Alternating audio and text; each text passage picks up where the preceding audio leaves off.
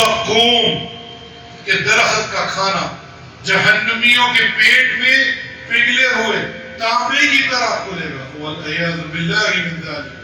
جہنم میں ڈال دیا گیا, زنجیر پہنا دی گئی, اب اس کا کھانا بھی اللہ سبحانہ و تعالیٰ نے ہمارے سامنے رکھا ہے.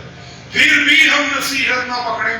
سورہ الدخان آیت نمبر 43 سے لے کر آیت نمبر 48 میں ہے, ان شجرۃ الزقوم, بے شک زقوم تھومر کا درخت جس کو کیکٹس کہتے ہیں, طعام العظیم, گنہگاروں کا کھانا ہے.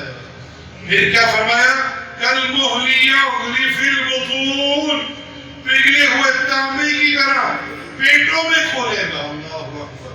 جو گرم پانی پیئیں گے وہ پگھل کر باہر نکلے گا. کغلی الحمیم, جس سے پکتا ہوا پانی کھولتا ہے, اور ان کا پکتے ہوئے پانی کی طرح کھولے گا. خذوہ فاغتلوہ الی سواء الجحیم, اسے پکڑ لو بس اسے دوزخ کے درمیان دھکیل کر لے جاؤ. ثم صبوا فوق رأسہ من عذاب الحمیم, پھر اس کے سر پر عذاب کا کھولتا ہوا پانی ڈالوں.